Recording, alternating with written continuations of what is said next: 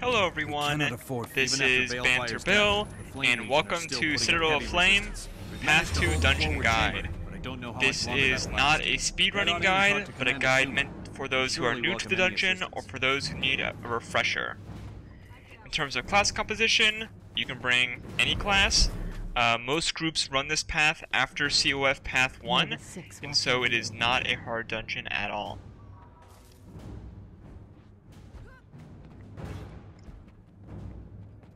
So we'll just wait for our teammate to finish the cutscene, and then we'll start the dungeon.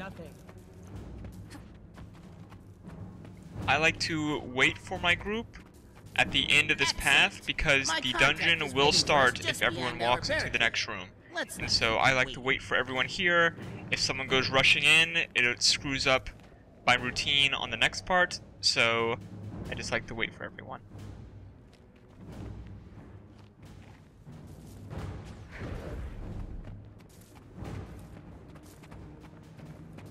Alright, as a mesmer, I like to pull all three guys into a single group, immobilize them in that group, and then I drop my time warp first thing here. My time warp should recharge by the time I get to the next boss. And so we just quickly melee down these bad guys.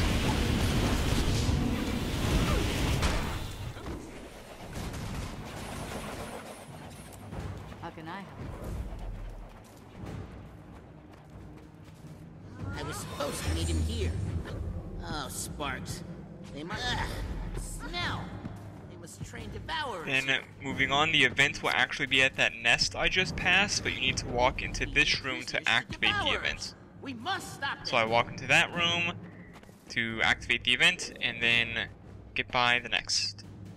These next guys will have range attacks, so equipping Reflex is useful.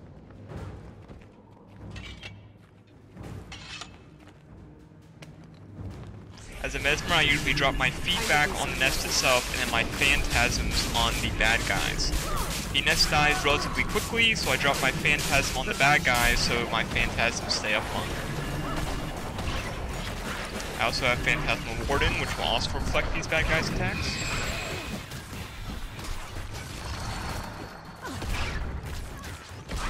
A Guardian Greatsword 5 is great at this part to group all of these silver bad guys together.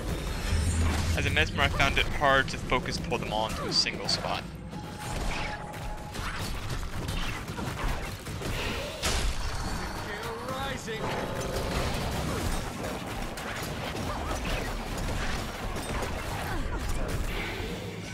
Excelsior!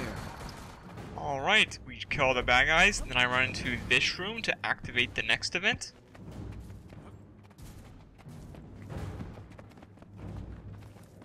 And once Mag comes in here, we're going to fight these nests in this upcoming hallway. On this part, you just need to kill the nests themselves. You can ignore all the bad guys. Again, reflex here are useful. Instability is also useful because they occasionally knock you down. So usually I just alternate between feedback, warden, and temporal curtain to have reflex up as often as possible.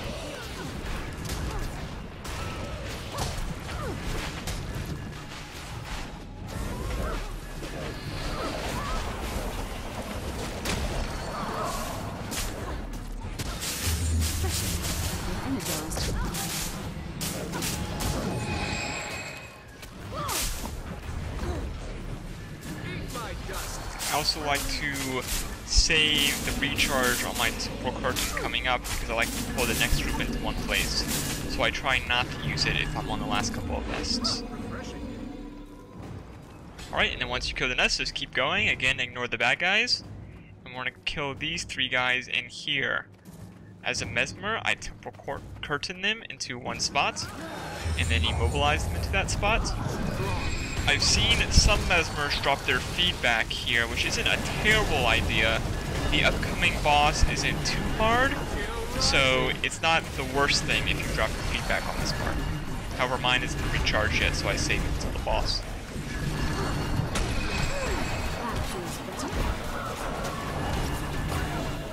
Alright, we kill these guys. Don't forget to activate the chain on the left-hand side on your way out.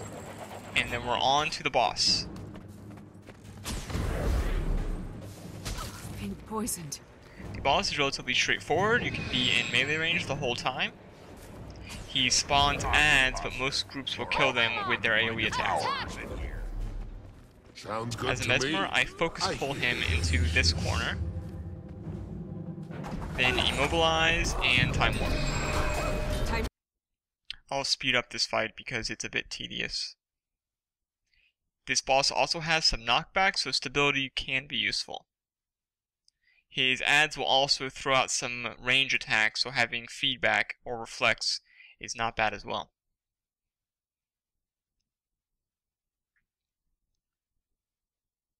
This boss will also spawn a giant scorpion at the end. Ignore the scorpion and just melee down the boss. I like to throw my feedback at the very end as well because I think the scorpion has a ranged attack which will knock you down. So I just throw up that feedback just in case. Once you kill the boss, the scorpion should die on its own, or if you have enough DPS, you can actually kill the scorpion. Then we're going to do a bit of backtracking to this next part.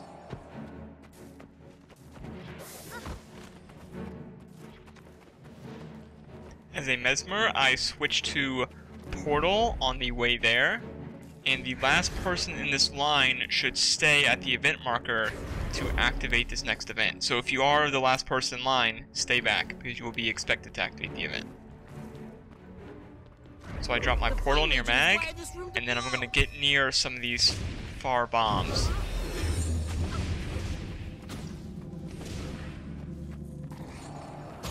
Personally, my favorite portal spot is actually not the farthest two away, but a portal spot where I can grab two in a single portal. So I usually go to this one here, blink over to that one I just passed, and place my portal so I can get two within a single portal. If you are at Mag, you can usually just activate the event as soon as you can. I don't even bother to wait for my crew members to say R. You have plenty of time to complete this event. So I drop my portal and I'm able to get two beacons and portal back within the same portal. Then I go for the ones that are furthest away. This middle part that I'm coming to now is probably the most dangerous part of this bomb part. These turrets hurt, and they'll put fire on you, so either dodge through them or make sure you have a condition removal after you go through that part. Still standing. Barely. Then I take my ally's portal here. I have no idea where it goes. Probably not the smartest idea because I'm a little disoriented now.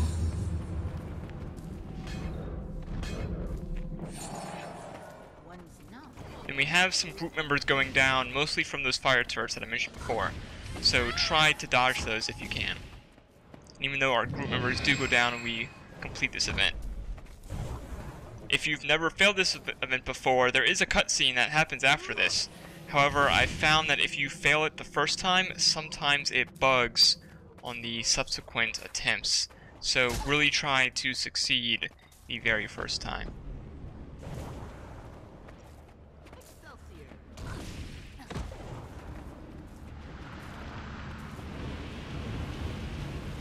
And then we complete the event. Sometimes if everyone's still alive, I will kill that silver guy that's attacking us right now. However, since only two of our teammates are alive, I recommend that everyone get out of combat and spawn to the first waypoint. On this part, if you have someone that can make the part I'm about to attempt, that person should do it solo, and everyone else should portal to the very first waypoint. If you're not as comfortable, ask someone else to come along. Rarely will a whole group do it, but you could do it as a whole group if you wanted to. If you are going to run this part, I recommend Cloak, Condition Removal, and Blocks. So as a Mesmer, I bring my Group Invisibility and my Utility that will remove 2 conditions on Activate. And also my Null Field, so that's 3 condition removals, my Blink, and Stealth. You can use Max Fire Extinguisher to put out those fires, and you just run to the end. When you get to the end, you're going to run behind the rock to get out of combat, and then once you are out of combat, go back down to the rock. If you attempt this with more than one person, or someone dies, they should waypoint back to the first waypoint if they die, not stay dead in the lava. Once you complete that event, just waypoint to the waypoint I just went to.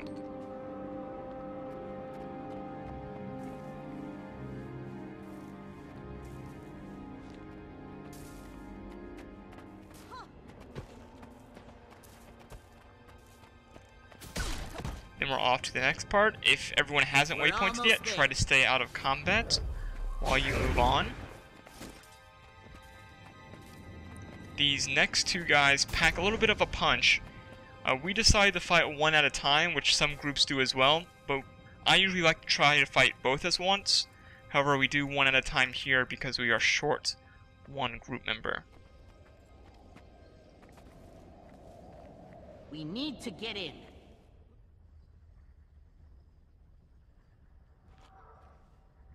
So we wait a bit to see if our teammate will reconnect, but then we just decide to move on.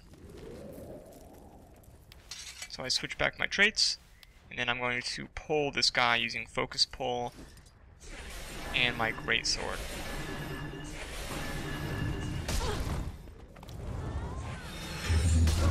Only death. So unfortunately I don't have a guardian to tank some of this damage for me, so I'm getting hit quite a lot.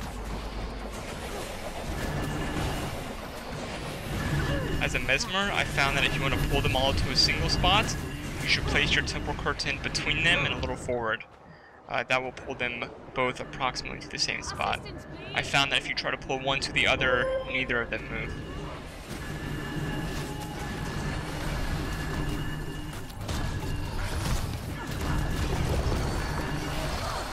So we take down the first guy, and then we're off to fight the second. Again, if you have a full group of 5 and you have some DPS, I would just take on both guys at the same time.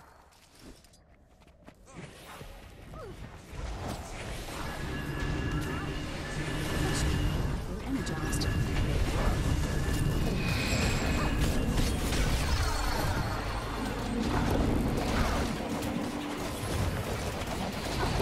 Use a hand over here.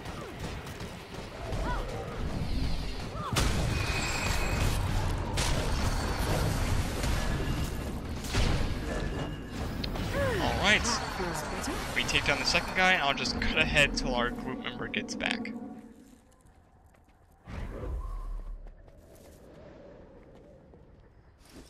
Alright, and we're good to go.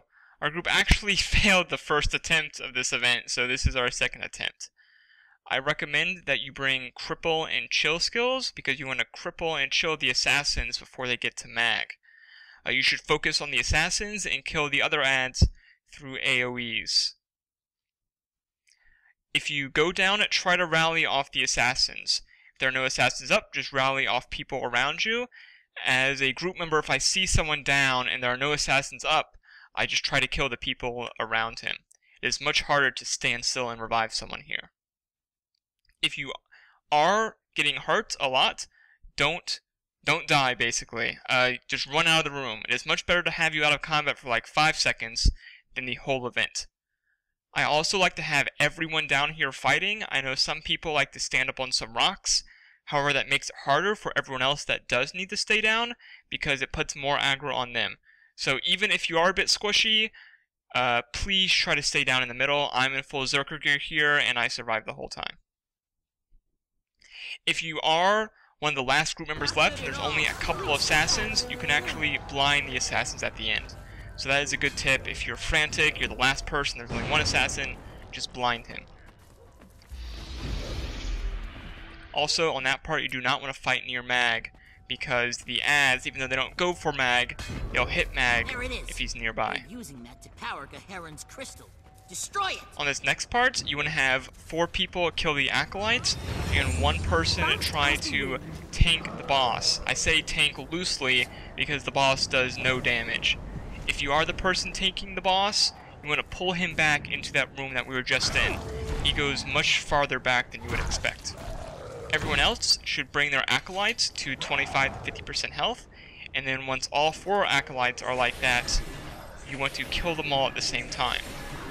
Once all 4 are dead, then you attack the middle. In most pickup groups, you may not have that kind of coordination, but it will be expected of you. If you see an acolyte go down, either by accident or because someone doesn't know what they're doing, go ahead and kill your acolyte. Once all 4 acolytes are down, you want to attack the middle. As you see here, our person trying to tank the boss is not being that successful in pulling him back. If you keep him in the main stage, while obviously it's still possible to do the event because we do, it is much harder. Balefire has fears, and it'll basically keep you constantly burning if he's near you. So really try to get him out of there.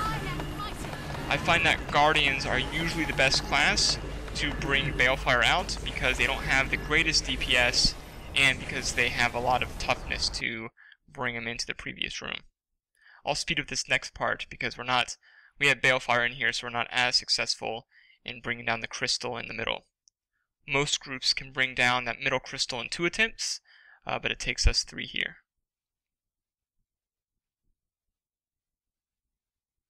I find that Mesmer Phantasms and Elementalist Ice Bows are great at killing this center part. If you see someone go down, wait until the crystal is back invulnerable and then pick up your teammate. Don't just leave them dead on the ground because you need 4 people, or it's easier with 4 people to kill these Flame Legion acolytes around. So then finally, we kill this center part. And that is the end of the dungeon.